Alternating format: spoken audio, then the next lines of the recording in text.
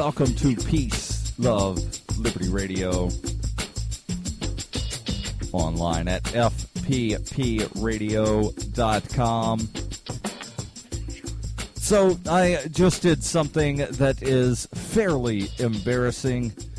I began recording and actually recorded an entire segment of the show using the internal microphone on the computer that sounds absolutely horrible, instead of using the microphone that attaches to my mixer that plugs into the computer that sounds so much better. So let me basically do this again. I realize that, this is a live record show, but every now and then when there's such a major screw up that the show is not able to be used, I do re-record. And that's what I'm going to do right now. And yes, this is Wednesday, which means that it is the Ask Me Anything day. It's the day where I answer your questions. And I have several questions this week. One of them is much more serious and, dare I say, controversial than the others. So some of the other questions that I have are much more lighthearted. And because I want to make sure that I get to all of the questions, I'm going to begin with the lighthearted questions. The first question this week is, how fast would you need to travel to be able to get to a neighboring galaxy and back before everyone you know has died? So for the sake of this question, I'm going to assume that they mean, died of like natural causes, or died at, after having lived a, quote unquote full life. And assuming that the person isn't wanting to begin their travels as an infant or a teenager or, young adult right out of college, assuming that the person's, my age, mid-30s, how fast would they need to go to get somewhere, which is a neighboring galaxy, and back before everybody they know has died? So I'm going to assume, for the sake of the question, that the round trip is going to take about 20 years. And I realize, that's a long time for a trip. But we're talking about interstellar travel here.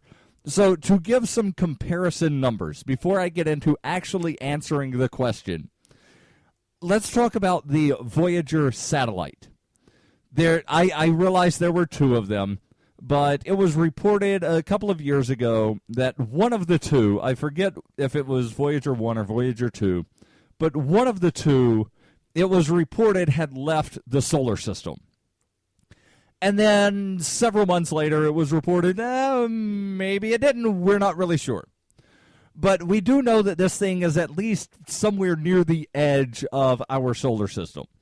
And it's been up there about 38 years now, but at the time that it was reported as having left, it had been about 35 years. So let's just go based off of the 35-year number.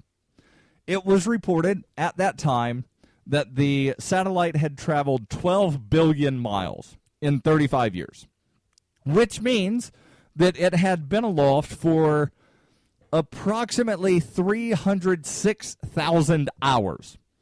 So divide the 12 billion miles by the number of hours that it was, approximate number of hours that it had been aloft, and you wind up with a speed of about 39,000 miles per hour. Well, you have to go about 17,000 times faster than the Voyager is traveling to be able to go the speed of light. So if the Voyager were traveling at the speed of light, then it would have gotten where it currently is in about 18 hours. So just to get to the edge of the solar system and back at the speed of light would take about 36 hours. Now, the question is getting to another galaxy. Not even to, how long would it take to get to the edge of the solar system and back? So to another galaxy. Thank you, Wikipedia, for having a list that is very helpful. The nearest galaxy to Earth is about 70,000 light years away. Now, yes, I realize there's another galaxy that might be a galaxy that's a little bit closer. The Canis Major Dwarf Galaxy is about 28,000 light years away.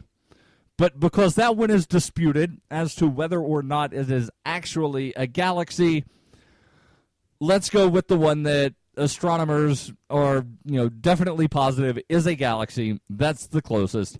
70,000 light years. That is the Sagittarius Dwarf Elliptical Galaxy. So, traveling at the speed of light, it would take you 70,000 years. So, how fast would you need to go in order to wind up getting there and back in 20 years? Now, do some quick math. 70,000 light years divided by 20. You would have to go 3,500 times the speed of light in order to get to the Sagittarius Dwarf Elliptical Galaxy and back in 20 years. Now, I'm assuming that once you get to the Sagittarius Dwarf Elliptical Galaxy, that you would want to find, maybe find a planet that has some people and, roam around and meet people and come back. But I don't think that there are any planets in the Sagittarius Dwarf Elliptical Galaxy that are even being considered as capable of having life. So let's answer this in another way. And thanks to the wonders of the Google, let's just say that you want to go to the closest habitable planet and meet some people. Well, that would still be in the Milky Way galaxy, but it would only be 13 light years away. So you could theoretically, if you could travel at the speed of light, you could go to another habitable planet and back in 26 years. Again, assuming that you could go the speed of light. And I realize 26 years, that's 6 years longer than the projected time frame that you want to spend on your vacation. But, all right, we're going the speed of light. Let's, crank it up a notch, as Emeril Lagasse would say. But there's, discussions among scientists and astronomers of whether or not you can actually go faster than the speed of light. So I would say that you may or may not be able to actually visit another habitable planet and get back within, quote-unquote, your lifetime and before everyone you know has died. I've got more questions. Similarly, somewhat lighthearted and fun before I get into the super serious question this week. Peace, love, Liberty Radio. I'll be back in just a moment.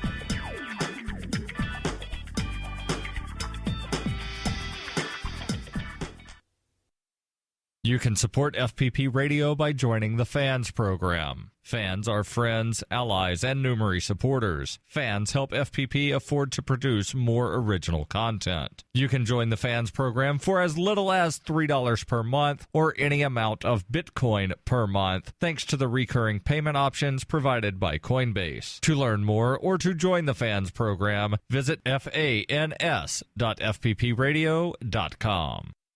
Hey, this is Michael Dean from the Freedom Fiends radio show. I've been working with computer programmer Derek Slopey to create Fiend Phone. I'm using Fiend Phone right now to talk with and record one of my co-hosts in real time. Take it, Davi. Hey, this is Davi Barker, and I'm 1,000 miles away from Michael, but we sound like we're in the same room. We sure do, Davi. So, Davi, please tell the nice people more about Fiend Phone. Fiend Phone is free, open-source software that opens up a global world of possibilities for collaborative, high-quality remote voice media production, and I'm digging it. People can try the Windows beta version of PhonePhone right now at PhonePhone.com. But we're also raising money to vastly improve PhonePhone and vastly improve independent talk media worldwide. So go to PhonePhone.com to help out. Who will build the audio roads? We will, with your help. That's PhonePhone.com. FEENPHONE.com. Foxtrot, Echo, Echo, November, Phone.com. PhonePhone. I never knew remote audio could be this good.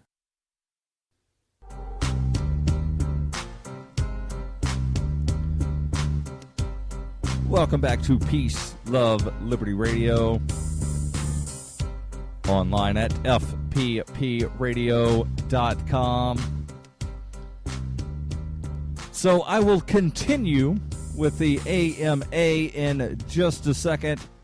But first, I want to make sure that I tell you about Roberts and Roberts Brokerage. For as long as the Voyager satellites have been in space, since 1977, Roberts and Roberts has been a trusted source for buying and selling your investment-grade precious metals. They take Bitcoin for purchasing precious metals and have permanently removed the minimum purchase amount for all orders paid in the digital currency. Call Roberts and Roberts Brokerage today for knowledgeable advice on investing and a forward-thinking approach to new technologies. 850-478-5270 or online at rrbi.co. That's rrbi.co, not .com. So let's get back to the questions from the AMA. The next question is, since we're talking about space travel, do you think a colony on the moon will ever be feasible? What about Mars? Well, it's interesting that the questions came in about a colony on the moon. And that's because there was news that came out, I believe, yesterday. And unfortunately, I did not actually read the articles completely. But apparently, the Federal Aviation Administration, a U.S. government agency that has never sent anyone to the moon, is claiming that if you want to purchase land on the moon, you need their permission. Not NASA. NASA actually, had people land on the moon. That is, if you buy the government story. I know there's the conspiracy theory that nobody ever landed on the moon. That Buzz Aldrin and Neil Armstrong and Alan Shepard and the others, that they're all liars and they're they're quote unquote in on the conspiracy. They're lying to the people that this was filmed in Muscle Shoals, Alabama. But let's just say, for the sake of argument here, that NASA actually did go to the moon. I don't really care one way or the other if they did or did not. Makes absolutely no difference to me at all whether or not NASA went to the moon. But they say they did. I'm going to believe them, at least on this, because it doesn't really matter.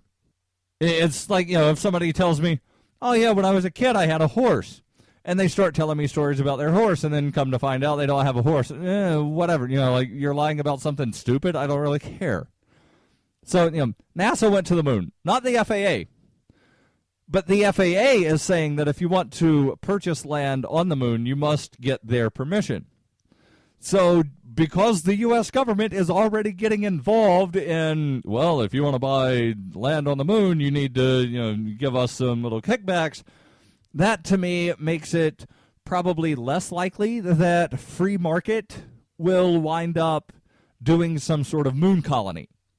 There is the, I forget who's putting it on, but there's the Mars One, I believe is what it's called, where they're seeking contestants to sign up for a one-way trip to Mars to begin a colony on Mars. And from what I know about the Martian climate, that might not be the best thing to really sign up for, just because the sulfur in the air makes it very difficult for humans. That's why you've heard about the canary in the coal mine. And that's one of the things that the canaries would, you send those down, and if the air's not breathable for humans, the canary dies instead of having humans die. But one of the things that they would wind up breathing in addition to carbon and all these other horrible things, is, I believe, sulfur.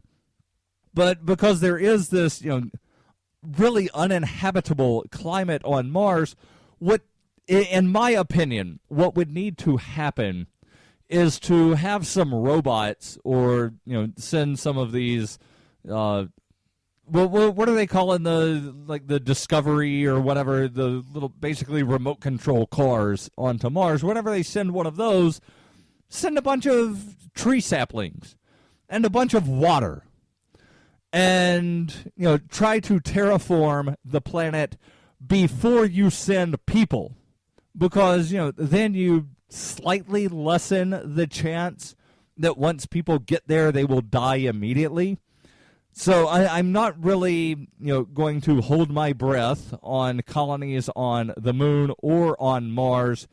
Now, what I would foresee the possibility of happening is space stations, free market space stations that orbit Earth, that are, somewhat quasi-autonomous. I'm not really sure how it would happen, but I could see that happening a lot more, or that being a lot more plausible, rather than a colony on the moon or a colony on Mars. But between the moon and Mars, I would say that the moon might be a little better candidate. But because the FAA has already gotten involved, saying, well, if you want to go to the moon, you need our permission, and you got to give us, pay us off. So I think that will wind up hindering any sort of free market moon colonization. Other planets in our solar system, I don't really see being that plausible. There's a possibility of Venus, but again, Venus has a very harsh climate, so I doubt that Venus would be a good candidate. So let's get on to the next. Oh, before I get to the next question, I was watching one of these ancient alien shows a while back. Not because I necessarily believe whatever, but it's humorous, and there are bits and pieces of facts that are thrown in to this, kind of wackiness. And one of the things that was mentioned on one of the episodes was that there are 5 points around the Earth and Sun to where you would somewhat be in the orbit of the Earth and would be able to, use its gravitational something or another to stay in one position and sort of keep an eye on the Earth, if you will. One of those spots is completely opposite the Earth within the Earth's orbit. So if there were a way to build a large colony or like a large space station, you could put this completely opposite the Earth within the Earth's orbitational field, and it would still stay within that pattern. So the days and whatnot and years would be about roughly the same length as the Earth day and Earth year, and life could be somewhat similar to how it is on Earth, only in some giant space station. So that possibly could wind up being a free market possibility for space colonization. Again, I'm not really sure how feasible it is, but I'm sure, out of the 492 billionaires in America, somebody might want to wind up investing in this, right? Stay tuned to Peace, Love, Liberty Radio. During the 2013 Porcupine Freedom Festival, Davi Barker presented an idea for a renegade psychological experiment. Since then, he has refined his idea and put his plan and research into writing. He explains, "We aim to show the world beyond a shadow of a doubt that power corrupts absolutely and corrupt authority deserves no obedience." Authoritarian Sociopathy is available from Amazon.com, all major bookstores, and now available as an audiobook. Bitcoin Not Bombs is a launching pad for nonprofits and social entrepreneurs into the financial freedom of the Bitcoin economy. Bitcoin Not Bombs offers premium publicity campaigns designed to facilitate an organization's adoption of Bitcoin as a payment system. Bitcoin Not Bombs is fully committed to being the hub of the nonprofit sector of the Bitcoin economy, maximizing the potential cross-promotion of all our clients and commercial partners. To learn more, visit bitcoinnotbombs.com. You can support FPP Radio by shopping online. Whether you're looking for t-shirts, precious metals, bitcoins, or books, you'll find that and more at shop.fppradio.com. There's an Amazon shopping iframe built into the website, or you can shop directly from FPP with Bitcoin in the Bitcoin store. Every purchase you make from one of my affiliates at shop.fppradio.com helps fund FPP Radio. That's shop.fppradio.com.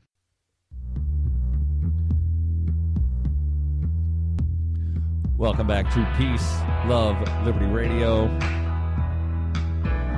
Online at fppradio.com. So the final question this week: what are some of the pros and cons of the death penalty?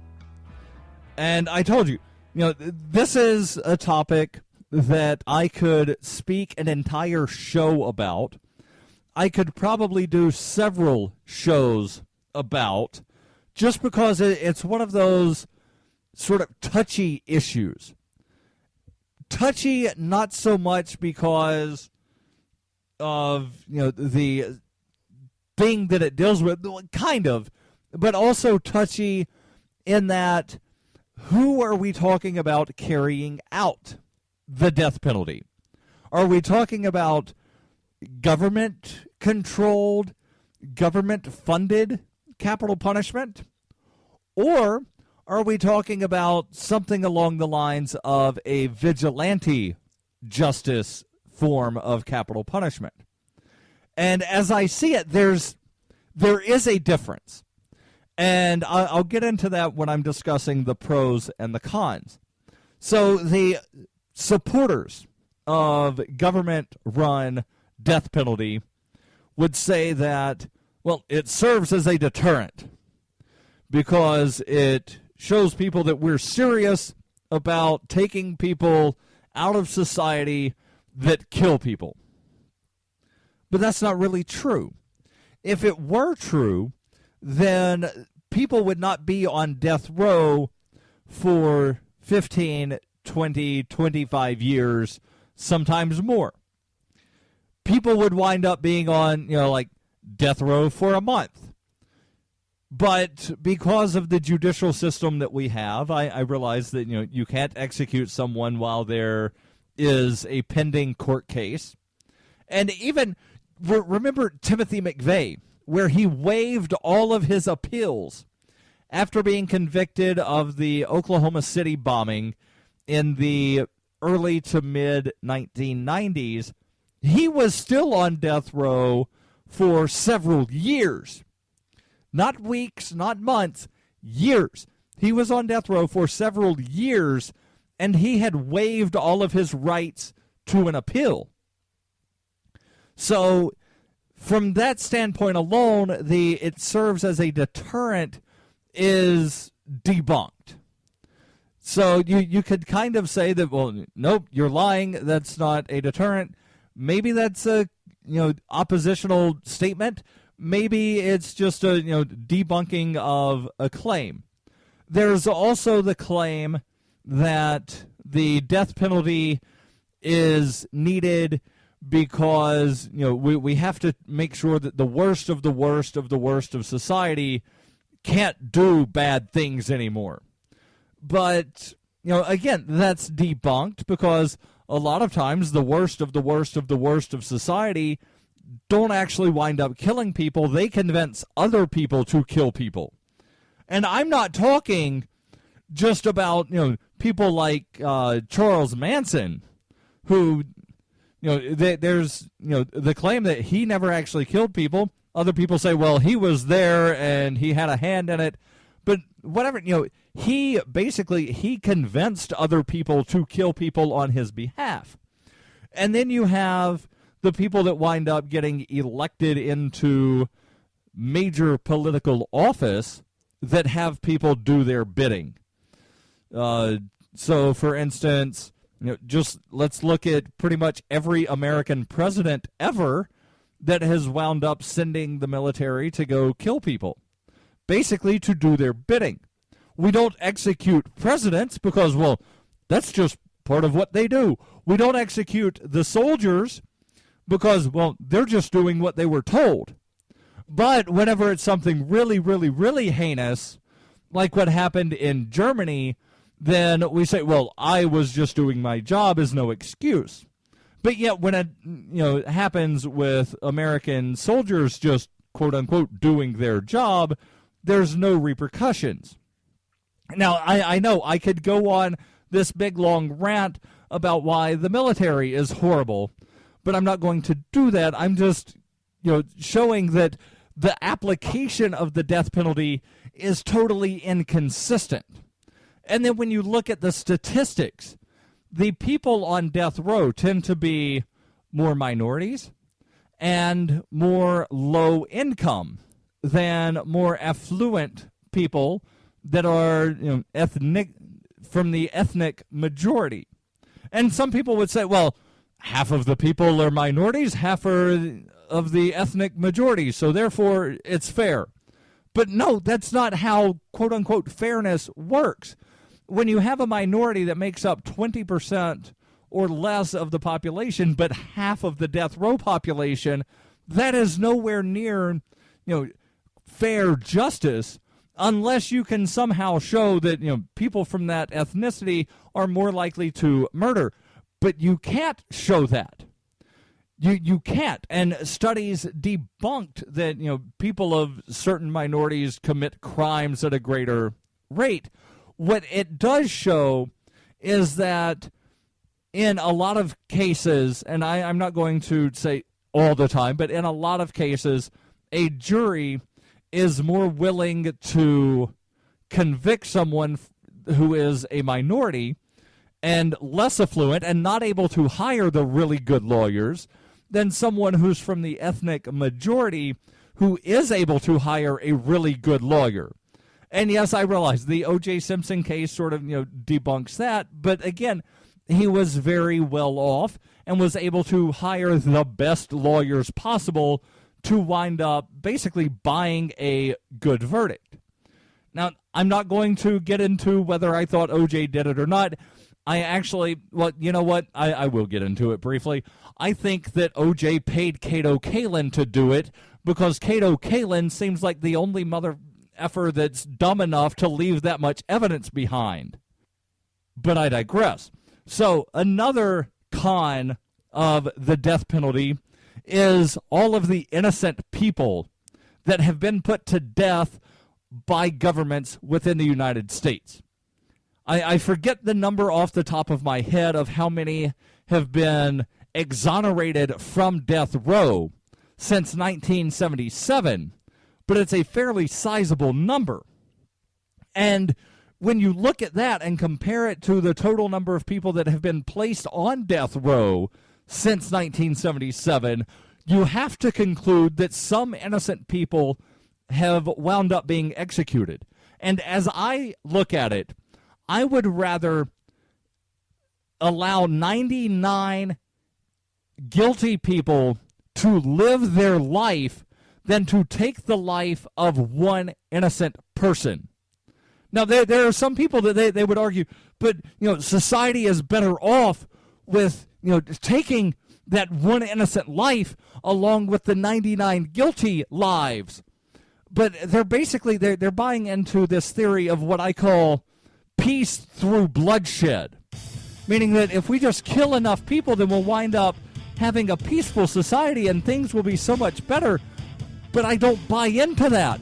It's a very flawed theory, and I could go on and on and on this, and maybe I'll do it at a later point, but not today. This is Peace, Love, Liberty Radio, online at fppradio.com. Don't forget, submit your questions for next week.